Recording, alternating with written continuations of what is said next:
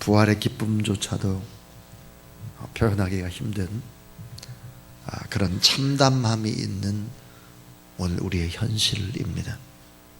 그래도 희망을 노래하고 우리 백성들을 위로하는 신앙인으로 여러분 승리하시기를 부활의 아침에 주의 이름으로 축복합니다. 제가 이제 설교 때도 이야기를 하겠지만 인간의 삶이 죽음으로 끝이라고 한다면 소망이 없습니다. 부활이 없다라고 한다고 하면 지금 차디찬 진도의 앞바다 배 안에 갇혀있는 많은 영혼들, 그것이 끝이라고 한다고 하면 얼마나 고통스럽고 얼마나 아픔이겠습니까? 그런 것을 뛰어넘는 것이 바로 부활의 신앙인 것이죠. 오늘 이제 새벽에 5시 반에 석촌호수 서쪽에 있는 송파 그 놀이마당이라고 하는 곳에서 송파 지역 연합 부활절 예배가 있었습니다. 또 몇몇 식구들이 참여를 해서 그곳에서 일부 예배를 하나님 앞에 드렸습니다.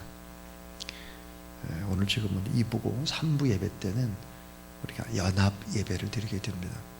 그래서 연합 예배에 어린아이들과 함께 이제 예배를 드리게 되는데, 오늘은 특별히 설교를 담당하는 분들이 전부 다 선교사님들입니다. 그래서 어린이들을 위한 메시지는 우리 이용몽 선교사님이 또 하시게 되고, 어른들을 위한 설교는 우리 고석훈 선교사님, 저희 교회의 중고등부 또 교사하고 총무였던 우리 김윤정 우리 선생님하고 결혼을 하셨죠. 지금도 참 열심히 중국 선교를 하고 있는 선교사님께서 하나님의 말씀을 전해줍니다. 그리고 4부 예배 오후 2시에는 우리 부활하신 예수 그리스도를 찬양하는 다시 사신 그리스도를 찬양하라, 그런 찬양 페스티벌이 있겠습니다. 이때도 역시 간증을 함성식 선교사님께서 하게 될 것입니다. 그래서 오늘은 다 부활의 증인들로 복음을 증거하는 우리 선교사님들이 하나님의 말씀을 전하게 되었습니다. 대한예수교 장로회 총회에서는 세월호 침몰과 함께 동하는 가족들과 지금도 생사의 갈림길에서 구조의 손길을 기다리고 있는 학생들과 승객들을 위해서 진도의 긴급 지원 캠프를 설치했습니다. 그리고 아주 열심히 그곳에서 사역을 하고 있습니다. 그리고 안산의 단원고 주변에는 서남노회를 중심으로 활발한 지원 활동을 하고 있습니다. 오늘 그곳에서도 부활절 연합 예배가 있었는데 그 모든 헌금은 다 이번에 세월호 그 가족들을 위해서 쓰도록 그렇게 이제 결정이 되었습니다. 주사랑교회도 함께 사랑을 나누는 일에 이제 오늘 장로님들하고 이야기를 나눠서 동참할 수 있도록 그렇게 하겠습니다. 저희가 태안반도에 기름 유출 사고가 났을 때 여러 번 내려가서 기름을 닦고 그렇게 했던 기억이 있습니다. 이런 어려운 일을 만났을 때 우리 개인적인 어떤 이런 것을 뛰어넘어서 주님의 마음으로 더 많이 희생하고 섬기는 조용히 모범을 보이는 그런 부활의 신앙인들이 다 될 수 있기를 주의 이름으로 축복합니다. 우리 강은규 선교사님께서 깜뽕 습부 지역에 3만 평의 농장에다 망고나무 2년생을 심는 일을 시작을 했습니다. 여러분 기도해 주시면 감사하겠습니다. 왜 이런 작업들이 필요하냐 그러면 한국교회에서 계속해서 선교비를 캄보디아에 보낼 수는 없습니다. 자립할 수 있는 길을 열어야 되겠죠. 그래서 이 일들을 진행합니다. 이영구 선교사님, 김리 목사님 부부와 함께 5월 7일 날 귀국 예정입니다. 비자가 잘 나왔습니다. 그리고 우리 피해 전사님 사모님도 이제 비자 신청을 하려고 합니다. 그래서 비자도 잘 나오고 올 수 있도록 이런 일들을 하기 위해서는 다 무엇이 필요하냐면 물질이 필요합니다. 그래서 여러분 꼭 여기 킴리 목사님은 어떤 분인가 하면은 킴리 목사님의 장인이 그 캄보디아의 감리교회 최초의 목사님입니다. 그리고 지금 이 킴리 목사님이 교회를 한 70개 정도를 세우고 그렇게 한 아주 유명한 분이죠. 영어도 꽤 잘하시고 아주 똑똑한 분입니다. 이분이 이제 한국에 좀 나와서 또 이영구 선교사님 댁에 머물면서 여러 가지를 보고 또 이제 도전도 받고 또 준비하고 그리고 들어가서 캄보디아 복음화를 위해서 큰 일들을 감당할 수 있도록 여러분 기도해 주시면 감사하겠고 여유가 된다고 하면 이분들의 또 비행기 비용이라든지 그런 부분들도 도움을 좀 주시면 더 감사하겠다 생각이 듭니다. 그동안에 이제 금식기도에 동참해 분들께 감사를 드리고 아직 참여하지 않은 분들은 금식하면서 한 끼에 2,000원 정도를 구제헌금으로 주시면 북한의 걸식 어린이를 위한 한 생명 살리기 캠페인을 하고 있는데 동참하도록 하겠습니다. 많은 분들이 동참을 해주셨습니다. 하나님 앞에 참 감사합니다. 우리 한광주 안수집사님 아들 결혼 예배 어제 은혜롭게 잘 마쳤습니다. 정광춘 집사님, 이미화 집사님 어머니 이평심 집사님 장례식을 잘 마쳤습니다. 가족들께 참 감사할 뿐만 아니라 이걸 기독교 장례식으로 다 이렇게 할 수 있도록 참 가정에 예수를 믿는 우리 정광춘 집사님이나 이미아 집사님이 참 본을 보였던 것 같아요. 그래서 형제들이 많음에도 불구하고 안 믿는 다 기독교 예배 형태로 할 수 있어서 참 감사를 드립니다.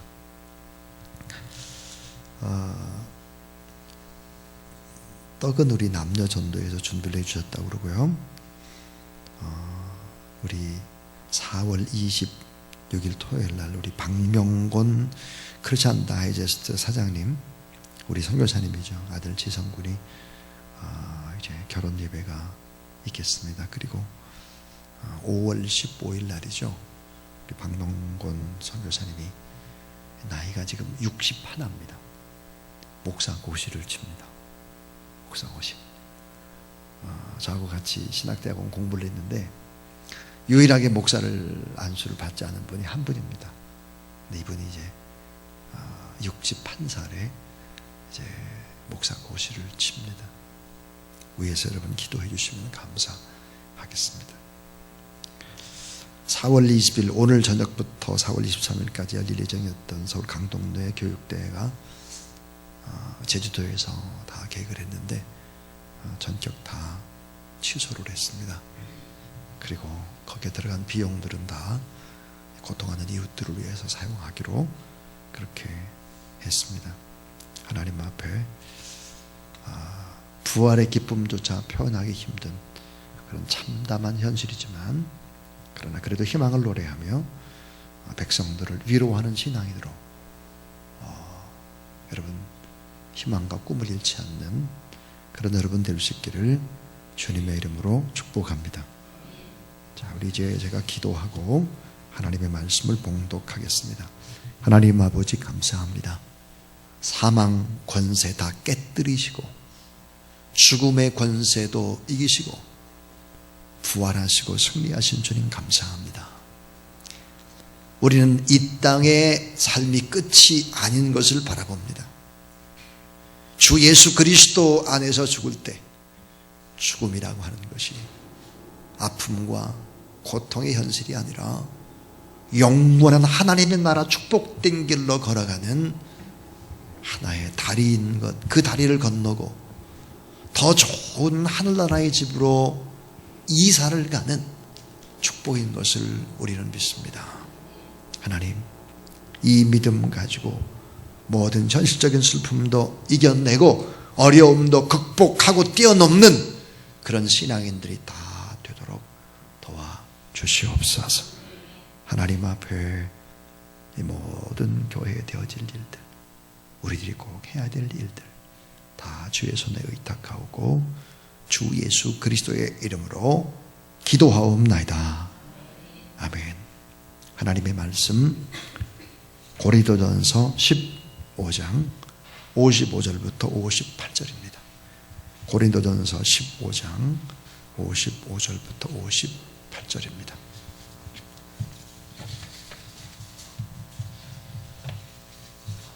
사망아 너의 이기는 것이 어디 있느냐? 사망아 너의 쏘는 것이 어디 있느냐? 사망이 쏘는 것은 죄요 죄의 권능은 율법이라. 우리 주 예수 그리스도로 말미암아 우리에게 이김을 주시는 하나님께 감사하노니, 그러므로 내 사랑하는 형제들아 경고하며 흔들리지 말며 항상 주의 일에 더욱 힘쓰는 자들이 되라. 이는 너희 수고가 주 안에서 헛되지 않는 줄을 알미니라. 아멘. 자, 여러분 따라하세요. 다시 사신 그리스도를 믿는가? 네, 따라하세요. 나는 다시 사신 그리스도를 믿는가? 네, 여러분 스스로 한번 생각해 보세요. 나는 다시 사신 그리스도를 진실로 믿고 있는가 하는 것입니다. 여러분, 구원이라고 하는 단어가 무엇입니까? 이 구원이라고 하는 것은 세상이라고 하는 바다에 빠져서 지금 익사 직전에 허우적대고 있는 사람들, 그 힘이 다 빠졌어요. 스스로의 힘으로 헤엄을 쳐서 무트로 나올 수가 없습니다. 자, 그래서 이 바다에 빠져서 지금 막 죽으려고 하는 그런 사람들을 어때요? 커다란 손이 건져내다. 이 건져내다가 바로 구원이라고 하는 단어죠. 자, 사람의 길에는 두 길밖에 없다라고 성경은 얘기를 합니다. 한 길이 뭘까? 영혼이 잘 되는 길이요. 또 하나는 영혼이 망하는 길이다. 신앙에는 중간지대라고 하는 것이 없다 하는 것입니다. 자, 사람의 길이 두 길밖에는 없다. 영혼이 잘 되는 길, 영혼이 망하는 길인데, 여러분 영혼이 잘 되는 길을 택했습니다. 그 길을 걸어가고 있습니다. 여러분 주의 이름으로 축복합니다. 사람은 두 종류의 사람밖에 없다 그럽니다. 두 종류. 그 두 종류의 사람이 누구일까요? 하나는 이 세상에 살지만 하늘에 속한 사람이 있다는 거예요. 하늘의 시민권을 가진, 이 세상에 살지만 하늘에 속한 사람이 있다. 또 하나는 이 세상에 살면서 세상에 속한 사람입니다. 하늘에 속해야 되는데 이 세상에 속해 있는 사람이다. 성경은 두 종류의 사람을 얘기하고 있습니다. 또 하나, 자, 세상을 이기는 길도 여러분 두 길밖에 없습니다. 세상을 이기는 길. 자, 형통의 길도 사실 축복의 길도 하나입니다. 영혼에 잘 되는 길도 사실은 하나죠. 그래서 보니까 주 예수 그리스도를 믿느냐 믿지 않느냐라고 하는 것인데, 왜 주 예수 그리스도를 믿느냐 믿지 않느냐가 이런 것들을 가를까 하는 거예요. 이사야 34장 6절에 보니까 내 시대에 평안함이 있으며, 따라하죠. 구원과 지혜와 지식이 풍성할 것이니 여호와를 경외함이 내 보배니라. 우리가 여호와 하나님을 잘 경외할 때 그 믿음이 진짜 보배인데, 여호와 하나님을 잘 경외할 때 오는 것이 뭐냐? 네 가지가 있다는 거예요. 평안함이 온다는 거예요. 여호와 하나님을 잘 경외할 때 평안함이 오고, 그 다음에 또 구원과 지혜와 지식이 풍성하다 그랬어요. 이게 여호와 하나님을 경외할 때 오는 축복이다 하는 것입니다. 자, 여러분의 시대에 평안함이 있으며 구원과 지혜와 지식이 풍성할 것이니 여호와를 경외함이 내 보배니라 그랬습니다. 자, 여러분 영혼이 잘 되고, 사실은 이 세상에 하지만 하늘에 속한 사람으로 또 형통의 길, 축복된 길로 걸어가는 그런 핵심이 무엇일까? 그것은 바로 예수 그리스도의 부활을 믿는 것입니다. 자, 첫 번째 우리 생각해 볼 아주 중요한 문제가 있습니다. 첫 번째 문제, 따라하세요. 만약 예수님의 부활이 사실이 아니라면, 자, 만약 예수 그리스도의 부활이 사실이 아니라면 어떤 문제가 생길까 하는 것입니다. 사도 바울은 오늘 고린도서 15장에서 만약에 예수님이 부활하지 않았다라고 하면 어떤 문제가 생겨날까? 주님의 부활하심이 사실이 아니라면 다음과 같은 심각한 네 가지의 문제가 생겨난다. 이 네 가지 문제를 해결할 길이 없다는 거예요. 첫 번째가 뭘까? 죄의 문제에 대한 해결의 길이 없다. 죄의 문제. 고린도서 15장 17절에 보니까 그리스도께서 다시 사신 것이 없으면 너희 믿음도 헛되고 너희가 여전히 죄 가운데 있을 것이요 그랬습니다. 여전히 죄 가운데 있을 것이요 그랬어요. 패션 오브 크라이스트라고 하는 그런 영화를 보면서 저는 인간의 악함, 너무나 사악함, 인간의 잔인함을 보았습니다. 그 영화 속에 등장하는 인간의 종류를 보면은 다 사악한데 5 종류가 등장을 합니다. 하나가 뭘까? 그것은 바로 교활한 대제사장의 모습입니다. 너무 교활해요. 대제사장이 막 거짓말을 해요. 불법을 막 저질러요. 교활합니다. 또 하나는 기회주의자 빌라도의 모습입니다. 자기의 권력을 유지하기 위해서 정치에 흔들리지 않는 견고함을 위해서 기회주의자이죠. 이 빌라도의 아내는 알고 있었습니다. 예수 그리스도가 죄가 없다는 걸 알고 있었고, 빌라도는 다 빌라도의 보고서에 보게 되면 예수 그리스도가 나라와 민족을 뒤집을 만한 그런 사람이 결코 아니고 고통하는 이웃들을 섬기고 사랑하는 그 귀한 분이었다는 것을 빌라도는 누구보다 잘 압니다. 근데 막 유대인들이 어때요? 막 예수 그리스도를 죽이라고 하니까 자기는 손을 씻고 나서 예수 그리스도를 내어주는 것이죠. 기회주의자 빌라도의 모습입니다.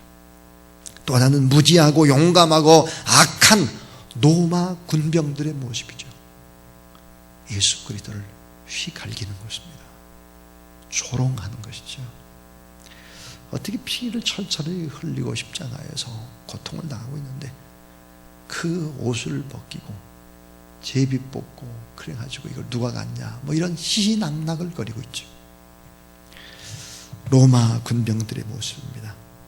또 하나는 자신들의 욕구가 채워지지 않자 돌변하고 있는 무지한 군중들의 모습이죠.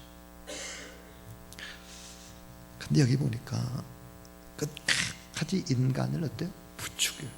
인간을 부추기고 악함을 공격하는 아주 무서운 사단의 세력들도 보입니다. 자, 여러분, 원죄의 사슬을 끊어내기가 이렇게 어렵습니다. 지금 이 땅에도 이런 종류의 사람들은 늘 언제나 있습니다. 교활한 대제사장의 모습도 있고, 기회주의자 빌라도의 모습도 있고, 무지하고 용감하고 악한 로마 군병 같은 사람도 있고, 욕구가 채워지지 않으면 돌변하는 군중 같은 사람들도 있고, 그들 속에 깊이 들어가서 공격하고 폭발하도록 만드는 악한 사단의 세력들도 언제나 있습니다. 사랑하는 여러분, 원죄의 사슬을 끊어내기가 이렇게 어렵습니다. 인간 구원의 길이라고 하는 것이 그 길을 열기가 이렇게 어려웠습니다. 주님이 십자가의 그 길이 아니면 인간 구원의 길은 너무나 어려운 길이었다 하는 것이죠.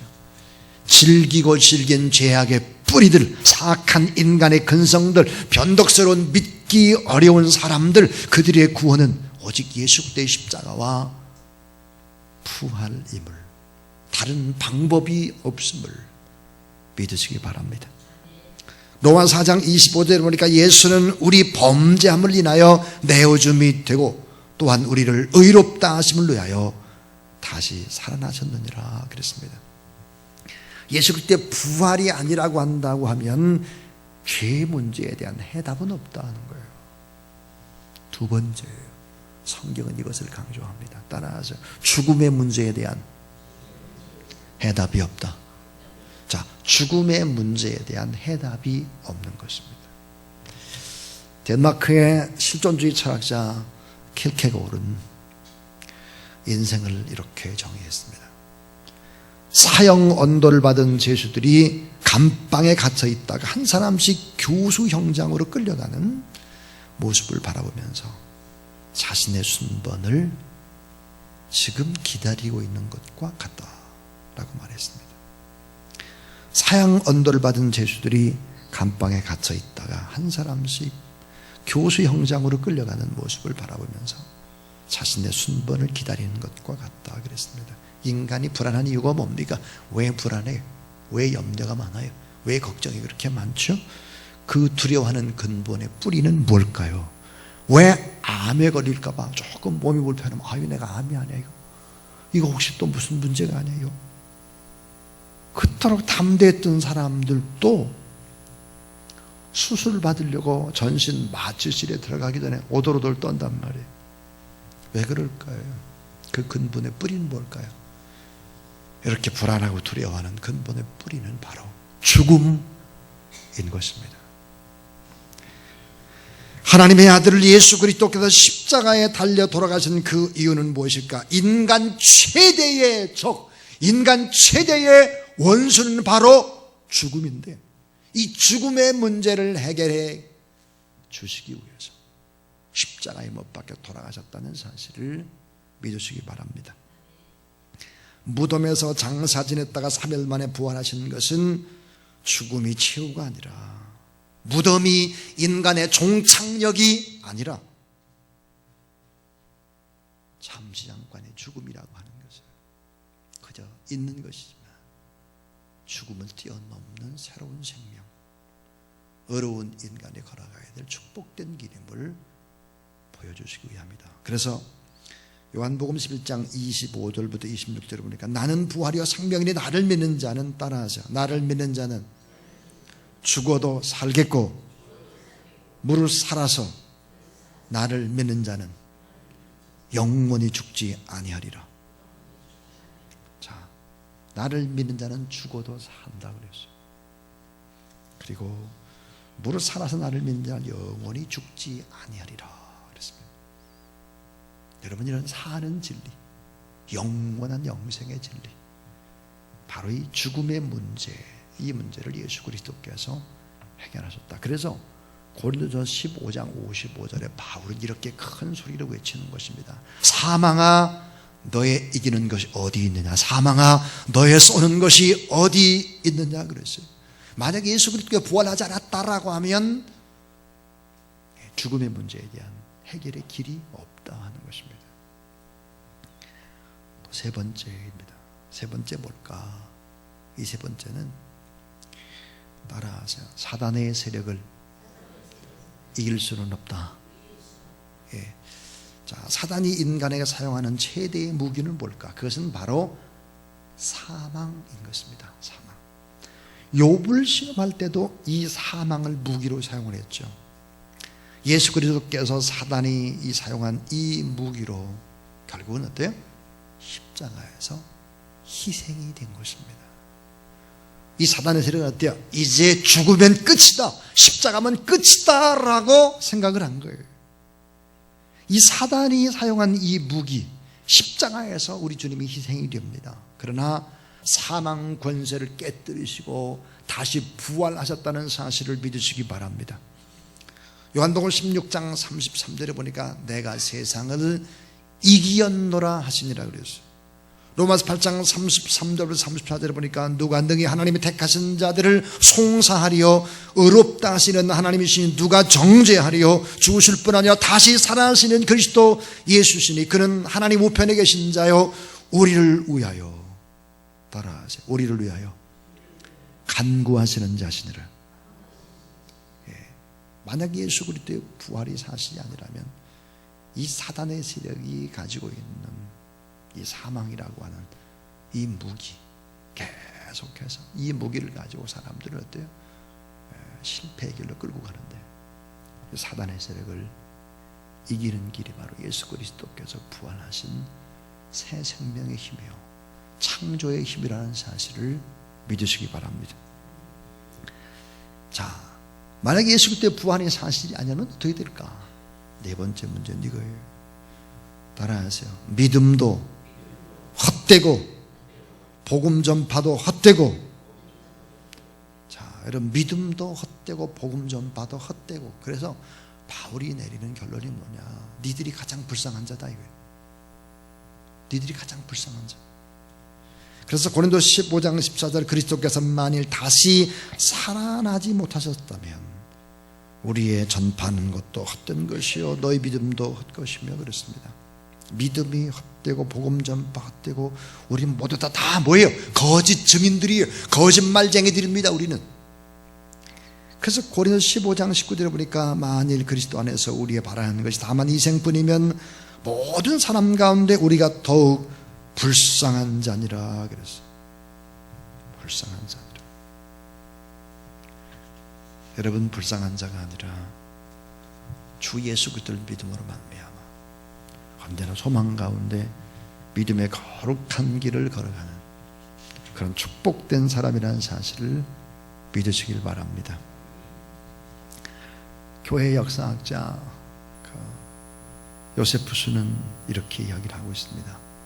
예수 그리스도를 믿고 따르던 12제자들, 이 12제자의 삶이 어떻게 됐을까 하는 것을 얘기합니다. 이것은 역사입니다. 이것은 과장된 신화가 아닙니다. 그건 역사죠. 자, 부활하신 주님, 이 주님을 만난 베드로, 주님을 부인하던 베드로, 그런 다 변하죠. 12제자가 다 변하는 것입니다. 가롯 유다 대신에 보선된 마띠아라고 하는 이 사람까지도 다 나중에는 순교를 하게 됩니다. 죽음을 겁내지 않고 죽음 앞에 도전장을 내고 부활하신 주님을 외치는 것입니다. 자, 베드로는 로마에서 복음을 전하다 십자가에 거꾸로 매달려 죽어갔습니다. 여러분 주님이 부활하시지 않았다고 하면 이런 인생을 살 이유가 없습니다. 마가는 알렉산드리아에서 복음을 전하다가 기도하면서 순교를 했습니다. 빌립은 소아시아에서 히에르폴레에서 십자가를 지고 순교했습니다. 바돌로메는 칼로 목에 가죽을 벗겨내는 아픔 속에서 예수 그리스도의 부활을 증언하다 죽어갔습니다. 도마는 인도의 창에 찔려 죽어가면서 나는 예배한다 나는 예배한다 외치며 죽어갔습니다. 마태는 에디오페 창에 찔려 순교를 했습니다. 안드레는 에데사에서 십자가에 못 박혀 사흘 동안 고생하다가 죽어갔습니다. 유다 다데오는 시리아의 활에 맞아 순교했고 가나안인 시몬은 페르시아의 폭도의 습격을 받아 죽어가며 복음을 전했습니다.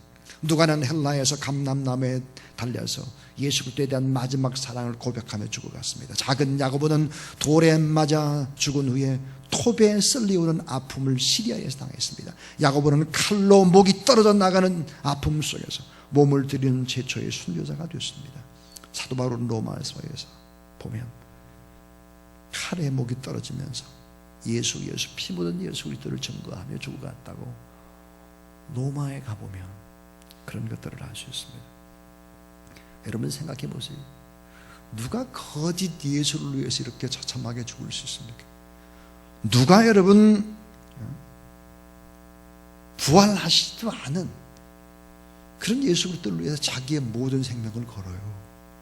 예수 그리스도를 믿는 이유 하나 때문에 사자밥이 되는데 돌에 맞아 죽어가는데 무수히 죽는데 그러면서도 여러분 기뻐하고 감사하며 즐거워하며 죽음의 길을 걸어갔던 그 이유는 뭘까요? 오늘도 여러분 제가 이 강단에 서서 하나님의 말씀을 전가하는 이유가 뭡니까? 저의 아들도 목사가 되길 원하는 이유는 뭡니까? 예수 그리스도에 대한 부활의 확신이 없다고 하면 뭘 하고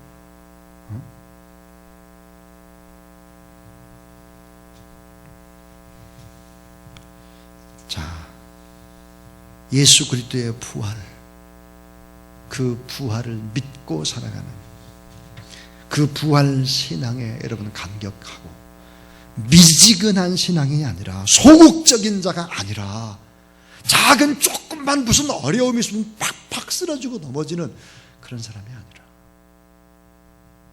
주님의 부활을 바라보며 살아가는 그런 여러분 될 수 있기를 주의 이름으로 축원합니다.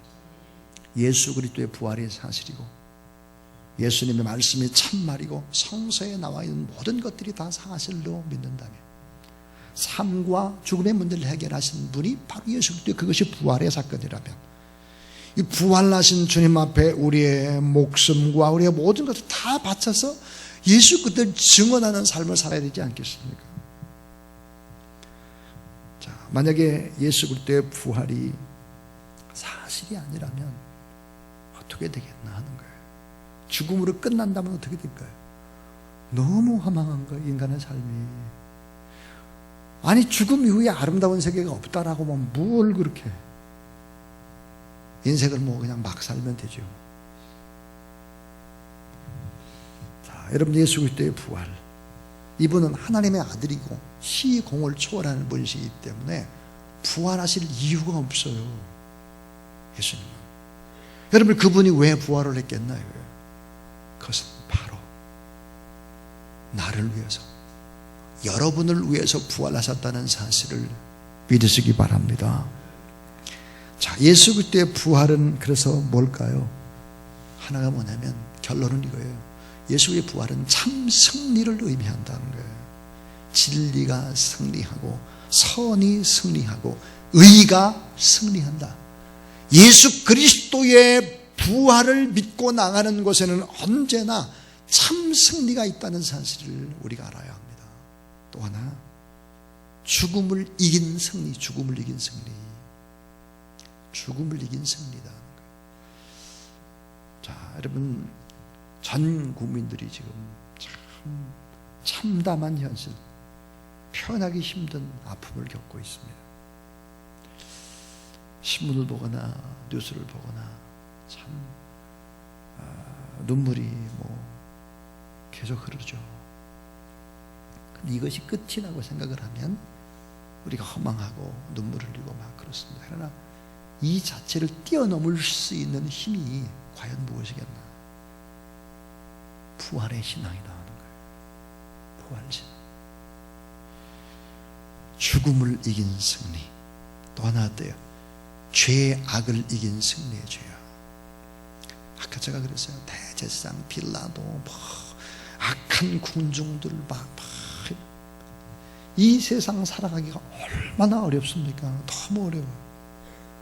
보니까요, 점점 각박해지고 살벌해지고 무서워지고 광야 같은 이런 세상 아닙니까?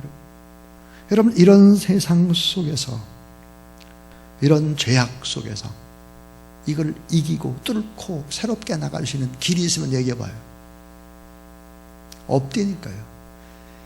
이 세상 악을 이기고 두려움과 고통을 주는 죽음을 이기고 결국은 진리가 승리하고 의가 승리하고 선이 승리한다라고 하는 이 신앙, 예수 그리스도께 보여주신 이 참 신앙을 가지고 믿음의 길을 걸어가는 그런 여러분 될 수 있기를 주의 이름으로 축원합니다. 여러분, 예수 그리스도의 부활이라는 것은 무엇입니까? 현재 내 삶과 나의 변화와 결국은 어때요? 나를 통해서 하나님이 승리하신다라고 하는 것을 보여주는 거예요. 만약에 예수 그리스도의 부활이 없다면, 나의 부활이 없다면 여러분, 억울함을 보상해 줄 수 있는 방법이 없어요. 얼마나 억울해. 저렇게 죽어갔는데. 그 부모들이 생각해 보세요. 그 억울함을 보상해 줄 수 있는 방법이 없다니까요. 종종 그런 생각을 하게 됩니다. 목회를 하면서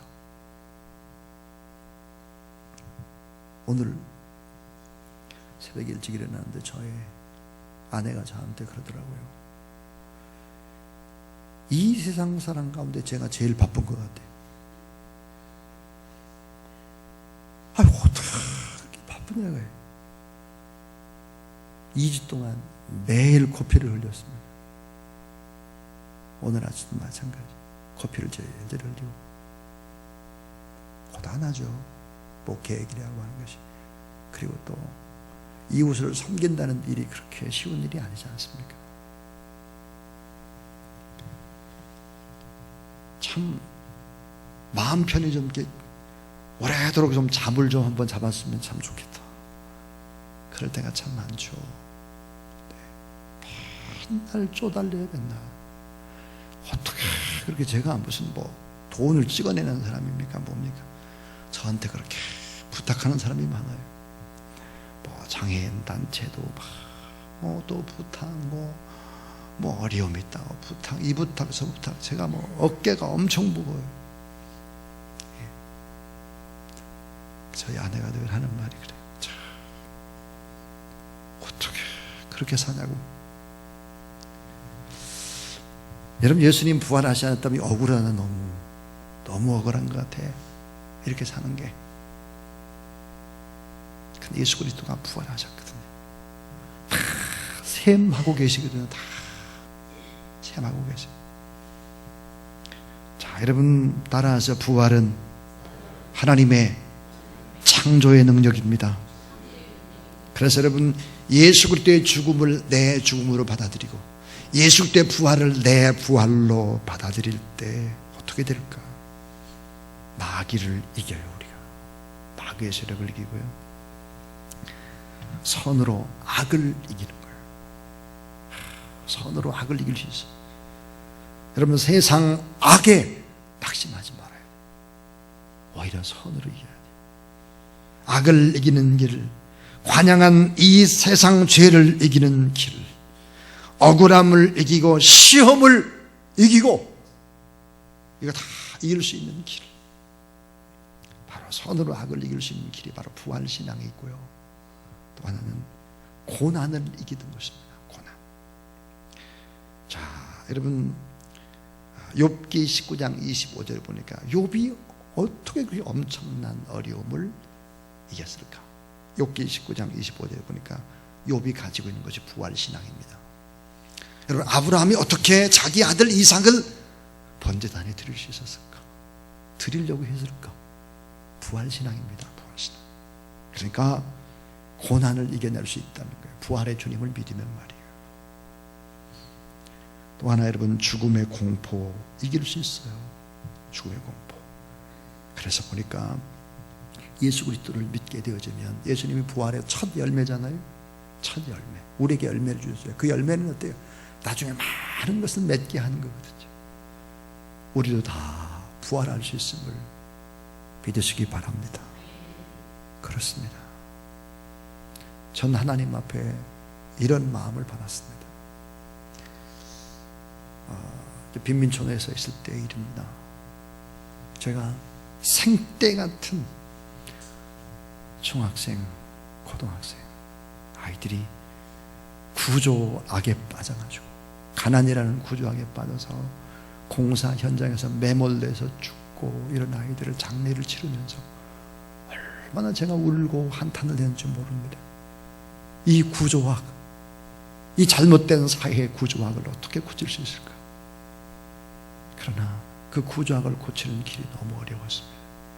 그리고 저에게 맞질 않았습니다. 그 말고는 정말 선으로 진리로 이길 수 있는 길은 뭘까? 그래서 제가 목사가 되기로 결심을 했습니다. 그 다음에 제가 성경을 대하면서 자녀가 내 자녀가 아니구나 하는 걸 알았습니다. 그래서 저희 아내는 그저 아들 합니다. 제가 그때마다 우리 아들이 아니고 하나님 앞에 내어줘야 될 아들이라고, 늘 하나님 앞에 그 자녀를 이렇게 올려드렸습니다. 내 자녀 아니고 하나님의 자녀라고, 하나님의 나라 위해서 일해야 된다고. 그 아들을 늘 하나님 앞에 바쳤습니다. 오늘 저는 모든 설교의 결론을 맺으려고 합니다. 주님이 없다라고 한다면 어떻게 우리가 이웃을 위해 사랑을 계속, 섬김을 계속 할 수 있겠습니까? 불가능한 것입니다. 여러분, 오늘 2부 예배에 나온 여러분 보면 다 봉사자들이잖아요. 대부분 다 식당 봉사 뭐 막 얼마나 힘들어요. 에? 얼마나 고통스럽냐고요. 일주일을 다 일하고 또 주일날 또 봉사하고. 여러분, 부활하신 주님께서 이렇게 말씀을 하세요. 그러므로 따라하세요. 내 사랑하는 형제들아, 견고하며 흔들리지 말며 항상 주의 일에 더욱 힘쓰는 자들이 되라. 이는 너의 수고가 주 안에서 헛되지 않은 줄을 알미니라. 흔들리지 마십시오. 더 힘쓰는 자들이 되십시오. 너의 수고가 주 안에서 헛되지 않은 줄을 알미니라. 우리 주님은 여러분을 사랑하십니다. 오늘은 참 부활의 기쁨조차 표현하기 힘든 참담함이 있는 현실입니다. 그래도 희망을 노래하며 내 백성을 위로하는 참 신앙인으로 승리하는 그런 귀한 여러분 되기를 축복합니다.